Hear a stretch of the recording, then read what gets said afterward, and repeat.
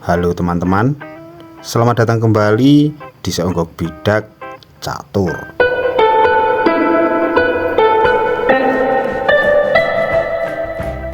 Apa kabar kalian hari ini? Saya doakan semoga kalian dan keluarga senantiasa diberikan kesehatan, dimurahkan rezeki, dan dimudahkan segala urusannya. Pada kesempatan kali ini, saya akan membahas permainan catur antara Garry Kasparov melawan Valeri Salov. Permainan ini terjadi pada April 1989. Valeri Salov merupakan pria berkebangsaan Rusia yang lahir pada 26 Mei 1964. Karir terbaiknya dalam permainan catur profesional adalah menjadi peringkat 3 dunia pada tahun 1995. Lalu, apa keseruan dalam partai ini? Langsung saja kita ke partainya. Garry Kasparov putih, Valeri Salov hitam. Pembukaan reti mengawali partai ini. Garry Kasparov kuda ke F3, lalu Valeri kuda F6. Putih membuka pion ke C4, lalu hitam membalas dengan pion ke B6. Kini kuda putih berkembang ke C3 dan hitam menjawab pion ke C4. Pion putih ke E4 menguasai sentral permainan. Dijawab hitam pion ke D6. Sampai di sini terlihat hitam menyusun kekuatan dengan menggunakan pionnya, sehingga Kasparov memajukan pion ke D4 menawarkan pertukaran pion untuk merusak struktur bangunan pion hitam. Langsung saja pion hitam memukul pion di D4. Lalu kuda putih membalasnya. Gajah terang hitam kini pergi ke B7, mengancam pion putih di E4 2 kali bersama kuda. Gerakan normal biasanya gajah terang putih akan pergi ke D3, tetapi Kasparov memilih membawa menterinya untuk melindungi ke E2. Kuda hitam bermanuver ke D7. Lalu karena gajah terang putih terjebak di dalam kandangnya, maka pion G pergi ke G3, membukakan jalan untuk gajahnya. Di langkah selanjutnya, benteng hitam memposisikan diri di C8, menepati lajur yang semi terbuka. Lalu gajah putih ke G2. Pion hitam A ke A6, mengamankan petak B5 agar tidak ditempati oleh kuda putih. Lalu putih rokade pendek dan menteri hitam ke C7 mengancam pion di C4 2 kali. Simpel saja Kasparov memajukan pion B ke B3 dan akhirnya pion hitam E terbuka juga. Ia pergi ke E6. Langkah Garry Kasparov yang selanjutnya merupakan langkah yang sangat spekulatif. Ya, ia memajukan kuda ke D5, mengorbankan kudanya. Lalu apa sih tujuan pengorbanan ini? Mari kita analisa. Setelah pion hitam menerima pengorbanan, pion putih memukulnya skak. Lalu gajah gelap hitam menutup dan kuda pergi ke F5. Ancaman skak mat oleh menteri di E7. Langkah terbaik hitam adalah membawa kudanya untuk menutup lajur menteri ke E5. Dilanjutkan kuda putih ke G7 skak. Raja geser ke F8, lalu gajah gelap hitam pergi ke H6.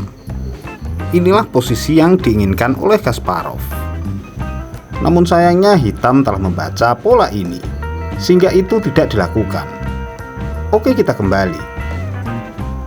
Hitam memilih membawa menteri ke B8, dilanjutkan putih dengan benteng D1. Pion hitam G6, lalu gajah gelap putih pergi ke G5, mengancam kuda 2 kali. Gajah gelap hitam melindunginya, namun tetap saja Kasparov memukul kuda dengan gajah gelapnya.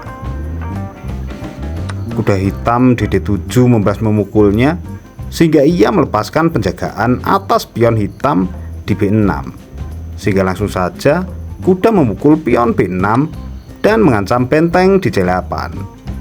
Benteng bergeser ke D8. Dilanjutkan pion putih mengancam kuda ke E5.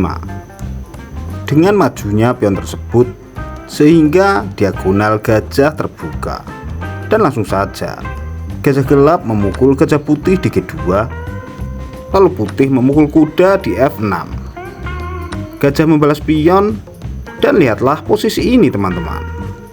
Gajah hitam diancam oleh raja putih, namun kuda putih terancam oleh menteri hitam. Dan tahukah kalian apa yang dilakukan oleh Kasparov?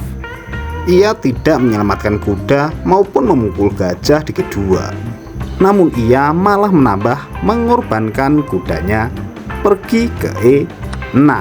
Wow, luar biasa sekali ini Kasparov. Sampai di sini saya akan mencoba jika saya berada di posisi hitam. Mari kita analisa teman-teman. Saya akan memukul kuda di B6 dengan menteri. Lalu mungkin kuda memukul benteng. Lalu hitam pergi ke F8. Karena jika memukul kuda di D8, ada benteng di D1 yang menurut saya itu sangat berbahaya. Oke, lanjut. Raja memukul gajah di G2, lalu gajah hitam memukul benteng di A1. Kuda putih memukul pion di F7 mengancam benteng sehingga dipukul oleh raja, dan benteng putih memukul gajah gelap hitam di A1. Sampai di sini terlihat satu menteri, satu benteng sama, hanya beda di pion teman-teman, berbeda 2 pion. Oke, kita kembali. Di partai aslinya, hitam lebih memilih memukul kuda dengan pion, lalu menteri memukul pion di E6 sekak, dan gajah hitam menutupnya. Pion putih C maju selangkah melindungi kuda sekaligus mengancam pion di D6. Dilanjutkan, hitam menyelamatkan gajah terangnya pergi ke B7. Benteng putih kini bergeser ke E1, ancaman yang sangat jelas. Skakmat oleh menteri memukul gajah di E7, sehingga menteri hitam pergi ke C7 melindungi gajah, dan pion putih C maju mengancam gajah terang hitam. Langsung saja gajah terang memukul pion di C6. Dilanjutkan benteng A pergi ke C1 mengancam gajah. Ingat ya teman-teman, bahwa menteri hitam ini tidak bisa memukul kuda di B6 karena ia harus melindungi petak E7 dari ancaman skakmat. Lanjut, hitam membawa bentengnya pergi ke D7 dan langsung dipukul oleh kuda putih. Menteri membalas. Sedikit kita analisa sekali lagi. Benteng C memukul gajah adalah opsi yang baik teman-teman. Menteri hitam tidak mungkin memukul balik karena ia masih bertugas melindungi gajah dari ancaman skakmat, sehingga menteri pukul menteri dan benteng putih membalasnya. Raja hitam ke D7, lalu benteng memukul gajah di E7. Raja memukul balik dan benteng pukul pion di A. Terlihat satu benteng dan satu benteng, 3 pion melawan 5 pion. Sudah pasti putih akan unggul sampai di sini. Baiklah, kita kembali. Kasparov memilih membawa menterinya pergi ke C4. Gajah terang hitam terancam 2 kali sehingga ia pergi ke B7. Lalu putih membawa menterinya C7, persiapan untuk ke B8 dan mengambil benteng, sehingga benteng hitam mendekat ke raja F8.